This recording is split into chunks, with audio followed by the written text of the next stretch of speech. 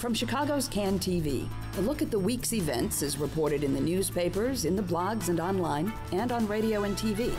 This is Chicago Newsroom.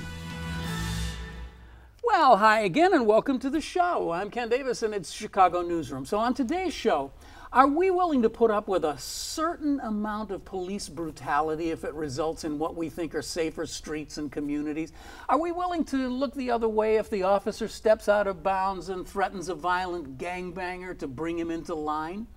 If you were the police superintendent and you knew you had a guy who seemed to be able to enforce the law in a lawless part of the city, but you knew he wasn't doing it by, let's say, staying within the rules, would you promote him?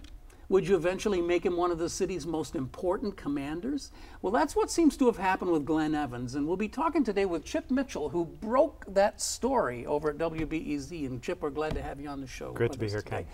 And also watchdogging the city council. Now, you want to talk about law enforcement. Who should have the right to receive complaints about aldermanic misconduct and investigate the alderman? And is it possible to create an office so effective that aldermen actually fear it? Well, Hal Dardick's been writing about all of that, the city council oversight wars in the Tribune. And Hal, we're glad to have you back again, too. It's good Welcome to be back here, to the show. as always. Those and other things on the show today.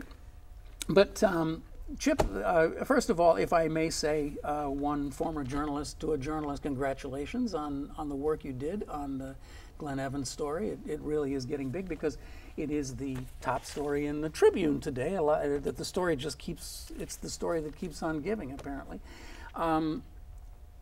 We now know that there were dozens and dozens and dozens of complaints about Glenn Evans that we assumed the police commander and perhaps even the mayor should have known about before they promoted him. What's the latest? What's going on? Well, yeah, this is Commander Glenn Evans. He has been on the police force, the Chicago Police Department, since 1986. We're talking about a 28-year career. Mm-hmm. He spent at least half that time in a blue shirt. He was a patrol officer. And then he was, from there, he was quickly promoted through the ranks to the point where Superintendent Gary McCarthy promoted him to command a South Side district, Grand Crossing.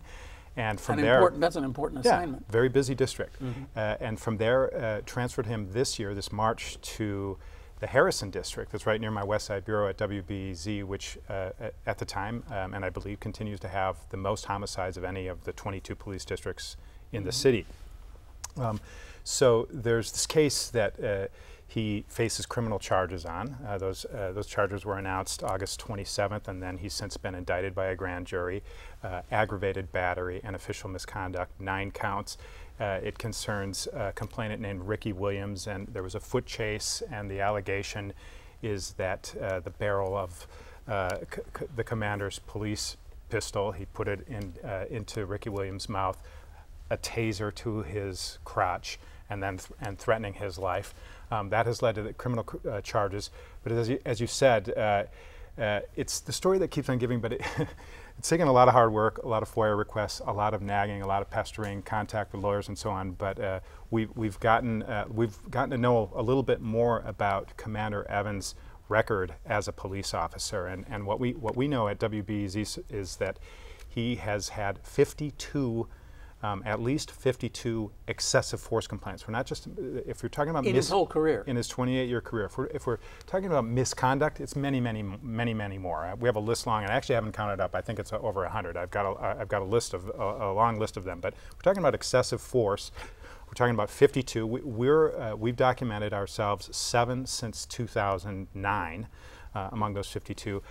We know that the police department has suspended Evans from duty at least 11 times for a variety of things, ranging from missed court appearances to a domestic altercation in 2005 to verbal abuse. But we also know that the 2 longest suspensions, they were both 15 days, both early in his career, were followed excessive force complaints, and we were able to get police board records. He appealed those suspensions to the police board, and so we were able to learn a lot about those cases, what the allegations were, and those suspensions were upheld. We also know, and this is in more recent years, that the city has paid out about $250,000. The figure is $225,000 for excessive force lawsuits naming Commander Glenn Evans and accusing him of police brutality. If you add in what we know of the legal expenses that go along with those settlements, outside counsel, experts, court reporting, and so on, it brings the figure up to $282,000. And this is all taxpayer money, and we're talking about lawsuits around 6 incidents of alleged excessive force. At least 3 other federal lawsuits are pending. So that figure is almost certain to increase. One of those is Ricky Williams, whose complaint led to these criminal charges. So one of the most interesting aspects of this to me is that this guy is a commander. There's only 22 of them, I think, 22. In the whole department, right? This is a major leadership and bureaucratic job. I mean, you are running like what would be a giant corporation in these things.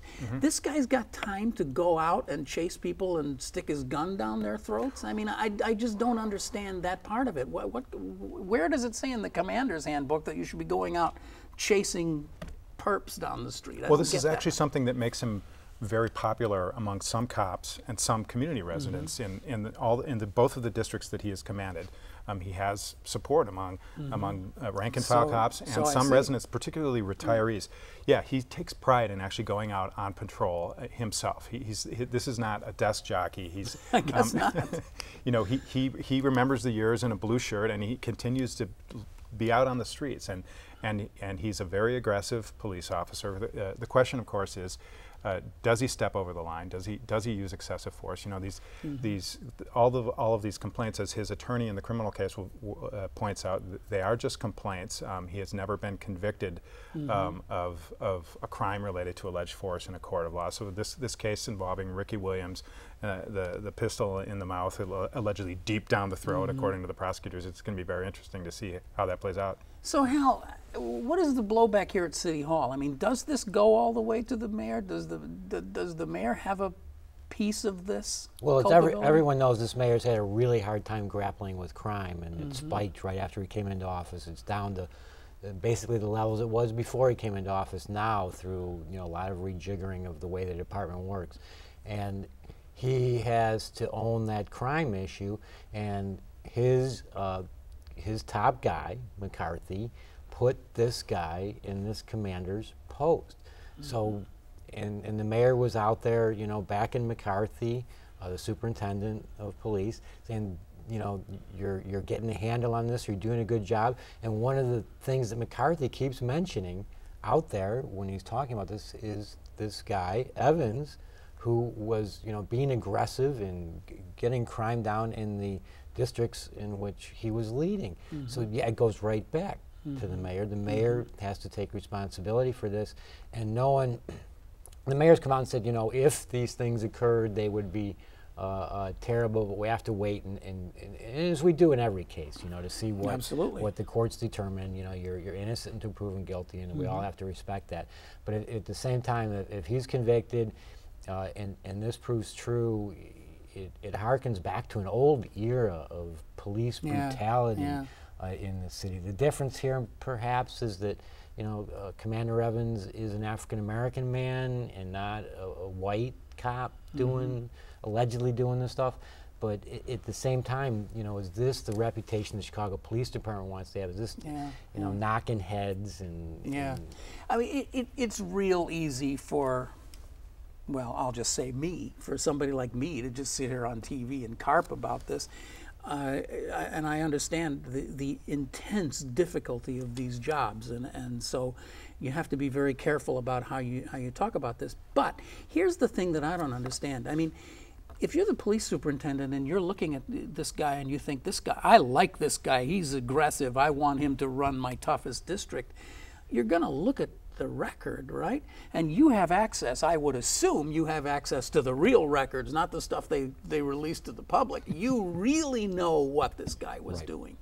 And you look at that and you say, yeah, I can live with this. Well, and what's really odd about that is that this mayor has, with his corporation counsel, his top attorney, been paying out huge awards for police misconduct, brutality. The whole John Burge case is still lurking in the background, you know, where he tortured people into confessions. I thought it was Berge, by the way. Yeah, that's what I heard plaintiffs too. yet to come, possibly more multi-million-dollar settlements. And this mayor apologized for that era, you know, and now as they're trying to move forward from that era, are they again sanctioning tacitly, you know, this kind of conduct?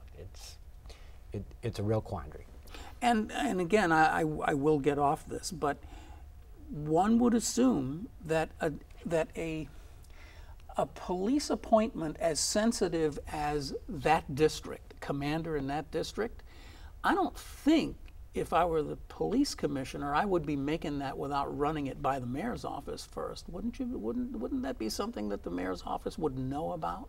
Yeah, I don't think this mayor's a particularly hands-off kind of mayor. No, he doesn't seem like one. Yeah, no, right? And especially given that it's the thing that is his biggest bugaboo is how to get a handle on McCarthy's been very defensive. Yeah, that transfer from Grand Crossing to Harrison, the toughest district on the west side, took place in March. The recommendation, the DNA test with Ricky Williams' DNA on the barrel of the gun, on the gun, came back in April, and then quickly a recommendation from the Independent Police Review Authority to strip the commander of his police powers. Mayor Emanuel, we know from our sources, was briefed on that immediately, not through McCarthy, but briefed directly from the independent, the mayor's office rather, was briefed on that. So he knew about this at least since April. Wow. And the commander remained in his post I didn't understand that. for months. We started reporting on it in July, many reports, report after report with new findings.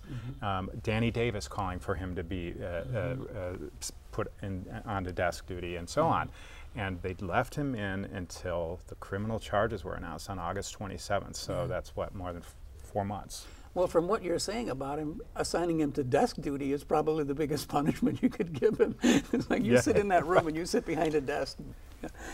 Well, it is an ongoing story, but it really does fit into the sort of the larger story of an administration that's trying to grapple with this overwhelming problem of violence that it just does not seem to be able to get a handle on. And they're under a lot of pressure as well. Yes. And this is a legitimate sort of idea. Is they need more black officers and they need more people in the higher ranks especially that are African Americans. As commanders, right. So that has to be a factor as well. Yeah, the thing I'm struck with too in terms of just good management and running a city is I think you've mentioned it, I think I've seen it in other stories. This guy's out there working 20 hours a day and then sleeping 4 hours and come back and doing it again. I might be a little irritable myself if I was working like that. Someone maybe should have said, look, you got to create your priorities. And well, that's exactly right. That's what I was going to say too, because I've read these accounts of the guy, and I mean, he does seem almost sort of superhuman in some way.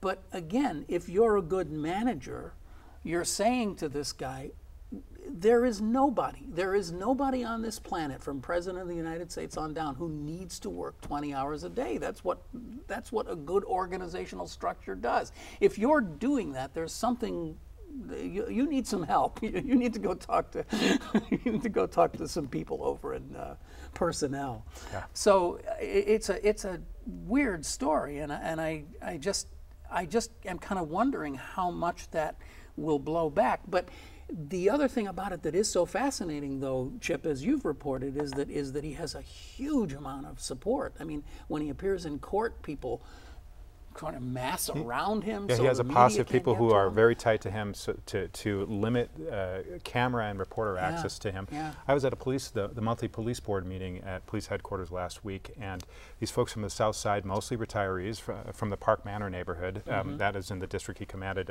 Grand Crossing, until March, they showed up en masse. I didn't do a head count, but it was dozens of people, and many of them took the mic to talk about what a hard worker he is, how attentive he was as a commander. When people would complain about something, he would be out there, literally himself in the street, resolving the problem, they say. So it's kind of a tough issue, isn't it? Because I mean, in so many ways, this is the guy. If you could take away the brutality piece, you would have almost the perfect cop, maybe. Well, anyway, let's switch gears, because Hal, I got to tell you that I was late coming to your series of stories about the oversight of the city council, because it was hard for me to get past the headline and go, you know, it's like, oh, please. Yeah, is Chicago Oversight ready of for the- reform now? Oversight of the city council, give me a break. Yeah. But it's really turning out to be quite an interesting story. So where are we now? What's the latest on that? Yeah, well, there's an ordinance out there. Currently, the city council has its own inspector general, its own internal watchdog. A legislative inspector general named Faisal Khan. He was hired a couple years ago, maybe 2.5 years ago, but he was given incredible limitations on what he could do. He was the first, right? If I'm not mistaken. Yes, he is the first. There never was one prior to before. that, the city inspector general could not look at aldermen or their staffs. So basically, they were left to police themselves, and we all know how well that worked. How many convictions over the Well, years? yeah, there are dozens, and I don't remember the exact number, but I think it's 22 if memory serves. So, you know, it was left up to the guys in the federal courthouse to handle this. And, you know, meanwhile, all sorts of lesser infractions that they wouldn't necessarily be interested in, you know, could go on pretty much unabated. There is the city board of ethics, but, you know, over the life of their tenure, they haven't done hardly anything, if anything, to rein in aldermen. They've said, oh, give some campaign money back. You took money over the limit. That's about it.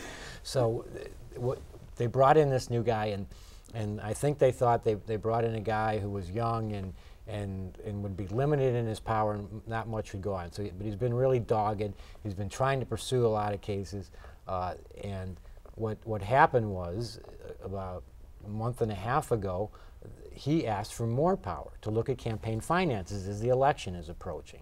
And because right now all he can do is he has to get a signed and sworn complaint. Someone has to put their name on that when they're accusing, you know, politically powerful aldermen of something. And then he can only investigate what's in that complaint. If the evidence leads him elsewhere, forget it. If it wasn't in the complaint, he can't look at it. He can't initiate his own investigation basically based on what he knows about how these things work and so forth. So he's extremely limited. Unlike the city IG, you can look at anything he wants to. So he asked for this power, and the city council said, well, you know what, we're going to give that to the Board of Ethics, which, you know, hasn't done a lot over the years. They have, you know, adjudicated, you know, a certain amount of cases, but, you know, again, minor stuff, you know, you have to return that money or whatever. It's almost like requesting that you stab me in the back with a very big knife, isn't it? To make that request that you want this extra power? Well, yeah. I mean, you know, you're going to bring down the wrath of the alderman, but you know, he's trying to do what he was hired to do, and so they gave it to the Board of Ethics. And meanwhile, we learned at this time that Alderman Pat O'Connor, the 40th Ward from the Northwest Side, who is the mayor's city council floor leader, and is in charge of rounding up votes for the mayor and getting his agenda through the city council, was under investigation at the time that this ordinance was passed, and guess what? It was his ordinance. So that, we published that story, and there were always a minority of more progressive aldermen that said, you know what, there should be one IG for the entire city, should have the same powers to investigate, shouldn't have to get prior approval to investigate, should have an adequate budget, you know, and the aldermen should be subject to the same rules that the mayor's subject to, and everyone that works for him and their staff should be subject. So what happened was, because of highlighting what was going on with the legislative inspector general, there's now an ordinance that was introduced at the last city council meeting that would, earlier this month, that would give the city inspector general sort of the same powers to investigate aldermen. It would be a far greater level of power than Faisal Khan has today. And you know, what brought us to this point is kind of interesting because it was a little controversy. It was the fact that a lot of the aldermen and, you know, personalities get involved in these things, don't care for Faisal Khan, question the way he's run the office. So now they have a majority of aldermen signed on to this ordinance. We don't know whether Joe Ferguson, the city inspector general, He's the city. is on board with this yet, because it says you have to have a signed and sworn complaint, and it's sort of in a backward way, and I won't get into all the language because we'll bore the people watching the show, but it gives him sort of a backward way of initiating his own investigation, but whether that would stand up legally if some alderman challenged it, we don't know. And then if there's a finding of ethical wrongdoing, it gets referred to the City Council Rules Committee. So would the aldermen then, you know, punish themselves? How would that work? A lot of questions about it. But if something like this were to pass and he were to get the power, it really would be a new era. It really would. You think it could make that kind of difference? I think that that there would be real investigations. There would be real efforts to look into. And the aldermen are about to pass this? Like I said, there's a strange confluence of and they're all heading into an election, and they don't want to look like they're trying to thwart ethics going into that election. There's the fact that they just detest Faisal Khan, some of these people, and the fact that, you know, we published the story, and I think, and that the mayor is trying to promote reform, and he can say, well, you know, I encourage these guys to do this. Right. Politically speaking, he needs that too. He needs to be able to say, oh yeah, and then one of the other things I did, I cleaned up the city council. Right, and you know, who knows how this ordinance will read in the end, and whether it will get passed, because this coalition is weak. And interestingly, you have O'Connor backing it. You have some other mayoral allies backing it in the usual progressive bloc of aldermen, but you've got Alderman Ed Burt, the dean of the city council, and the head of the finance committee, who is not for this. He hired Faisal Khan in his ideas. Well, that's good enough. Well, right. And you also got Kerry Austin, the influential chairman of the budget committee, who hasn't signed on. So it's an interesting thing with the mayor on one side and O'Connor on one side, and these two longtime powerful people on the other. And so how this plays out, we don't know, and it's going to be interesting to watch and fun to watch and important to watch. It's interesting how that happens sometimes. This is what looks like just a really sort of boring bureaucratic story ends up being a really hot political issue. Yeah, my editor would roll his eyes when I came to him with these stories. You know, I got another story about the inspector general, and he's like, "Oh, you do you?" Yeah. Let's see, how much does ink cost these days? Let's see. Yeah. I have a question. Like, do these cases then, if the IG's the IG for the city council, this person's hand to investigate alleged infractions is strengthened, does this lead to more criminal prosecutions? And do those prosecutions happen in Cook County, with the Cook County State's Attorney's Office? That's an excellent question. You have people saying, well, Faisal Khan's been there 2.5 years ago. There's been no criminal charges. Well, he says he's referred cases to criminal authorities, and we'll see what that we know of. And we'll see what comes of that. But that's not really the Inspector General's role. People sort of misunderstand this in some ways, because David Hoffman and Joe Ferguson have been such good investigators that their work has been referred to criminal authorities and has resulted in successful criminal These prosecutions. are the IGs on the executive side. On the executive side, for the rest of the city government. But what their primary role is to say, you know, this guy was skipping out on work, or he was soliciting campaign donations, or he was somehow corrupting the system, breaking our ethics rules that recommend they be disciplined, recommend that they be fired, that they be fined. There's a whole host of things, better ways to operate your government that the Inspector General does, you know, beneath the level of a criminal prosecution, and that's their primary function of an Inspector General. So what if you had a robust Inspector General, you could expect to see, yes, in some cases, criminal referrals, but you'd also see people getting fired, you'd see people getting disciplined, you'd see them getting fined, and you'd also see these cases held out to the public. What is going on? People would know, and that, of course, would influence the electoral process, which is perhaps what aldermen fear the most. The most, yeah. Well, we've got only a couple of minutes left, so let's have some fun with the political process. Rahm Emanuel, yesterday, well, this would be on Tuesday, no, Wednesday, he appeared before a legislative committee to advocate for reduced sentences or switching around on pot things. Yeah. It's coupled with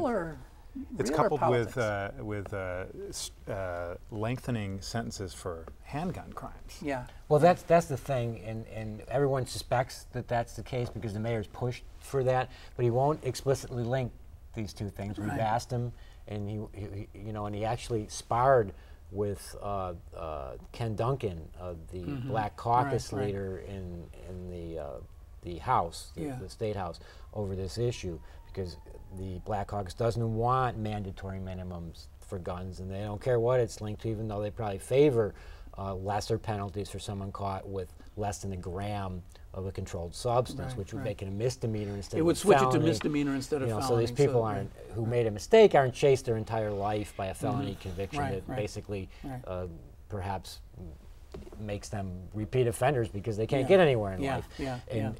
And that's something that the African American community and minority communities have been pushing for a long time, and a lot of progressive legislators. With good reason, because they're overwhelmingly. And the idea is that you focus less on this, you spend less resources on that, you put less people in jail for that, and you right your criminal justice system, and perhaps, as you suggested, and everyone thinks this is the end goal, but the mayor hasn't explicitly stated this, we get the tougher penalties for gun crimes. But what the mayor was seeking was mandatory minimums for guns, and we all saw. So he wants to go the other way on guns, and he's thinking maybe if he softens people up by lowering the thing on controlled substances, maybe he can get the legislators to say, well, okay.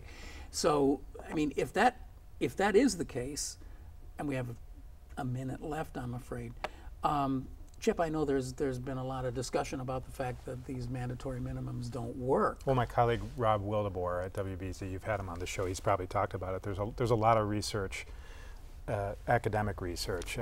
He brought into a story, as I was just looking at this again, Daniel Nagin at Carnegie Mellon University, that in terms of deterrence, it's not fear of a lengthier sentence that makes a difference, according to the research.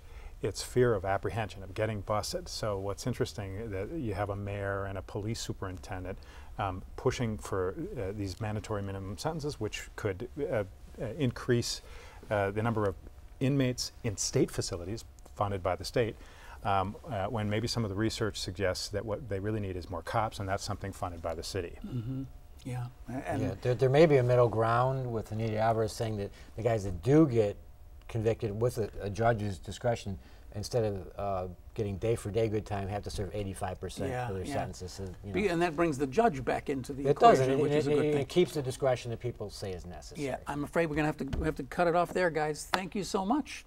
Chip Mitchell from WBEZ, and of course Hal Dardick from the Chicago Tribune. And it's always great to talk to you guys because you know what's going on in the world, and they share it with us.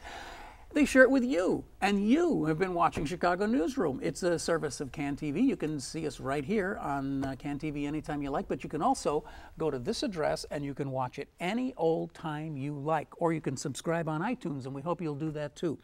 Thank you, Chip. Thank you, Hal. We'll see you again next week with another program right here on Chicago Newsroom. I'm Ken Davis. Bye for now.